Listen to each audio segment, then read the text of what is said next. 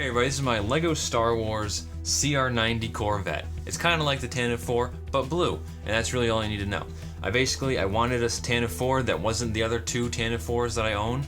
Or I think I own two, I might own, yeah, two.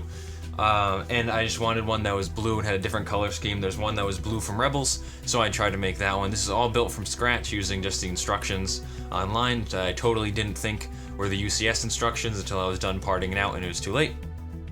But anyway, I ordered like $50 worth of parts online, just these front panels and that, and the escape pod pieces, which are the escapods. And then, leave that there. But then I just ordered the pieces, built the whole thing, and here it is. Also, apologies if it's shot very weird. This thing is very large, and it's hard to get it in the camera view because my table is not that big, or not that wide. So, apologies for that. Alright, this is the front view. I debated like messing around with filming like the first half and the back half to get it more in depth, but I'm just gonna do the entire thing. Sorry about that. But anyway, for this entire mock, a lot of my Lego collection, surprisingly, is still like from the 80s, from my dad's Lego collection. So a lot of it is quite yellowed, the white bricks, but I didn't care, I didn't want to whiten them, because it kind of does add to the Rebellion CR-90 look of, oh, all these things are basically junk. So I wanted to keep the yellowed look and have some more dented or damaged panels to show some wear over time. So I don't really know what to explain for all this. I mean, you got guns, you got a lot of guns going on over here, and you got all these panels. It really just speaks for itself. I'll let your eyes take it in. I put the two blue fins up here, not only because I didn't have enough white fins and I didn't want to buy more, but because I thought it looked cool. More the first one, to be honest, though. And then we're gonna move on to the engines there in a second. But that's basically it. I may have forgotten to build one of these turrets until like I was done, and then I had to build another turret. Oops.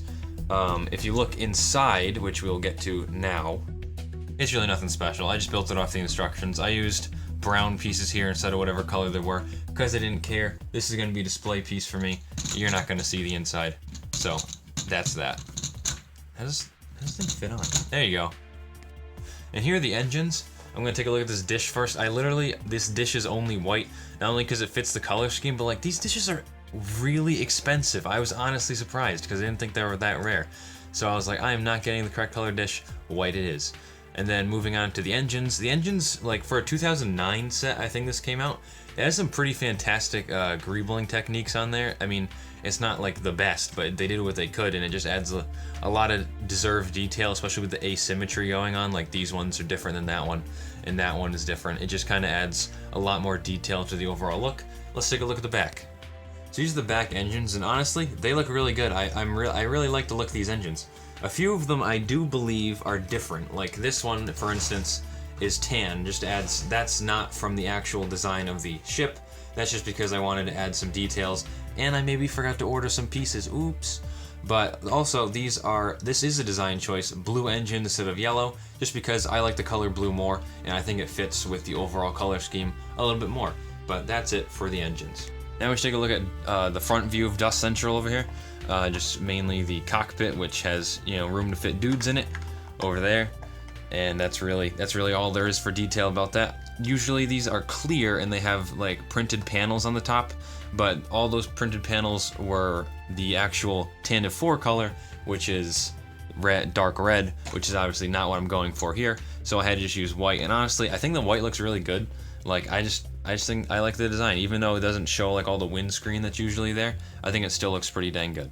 And also there's just some more detailing over there if you care to look. I don't particularly, so I don't know why you should, but maybe you're different than I. Here's your other view, except it's basically the same, except a darker panel over there, a police sticker over there because I didn't want to take it off. I guess, is that a sticker? Yeah, I could take it off, but I'll leave it there. I flipped the thing around on the shelf anyway. So for those of you who don't know, I made this thing in like October, or whenever the first trailer for the Star Wars, the new movie, came out, and I was really excited. Emphasis on was, but I was gonna make a whole Resistance fleet. I made a joke video about it that ended up being really popular for some reason. I do have a Resistance fleet, but it's just stacked on top of my shelf, like chips on chips on chips, literally because I don't have any space in this room anymore. I need a different shelf system or something, because right now I have 2 Y-wings holding up an X-wing, holding up a Y-wing with an A-wing under it. I'm looking at it right now, with Jedi starfighters under the 2 Y-wings with a U-wing on the side. It's a mess. So that's why I haven't showcased my Resistance fleet yet, because I'm currently working on where they go. So enough rambling aside. Hope you guys did enjoy this CR-90 video. It's a bit odd, a bit all over the place, because this is it's just rather large. But hope you guys enjoyed nonetheless, and I'll see you in the next one. Also, mock contest, enter it. See you.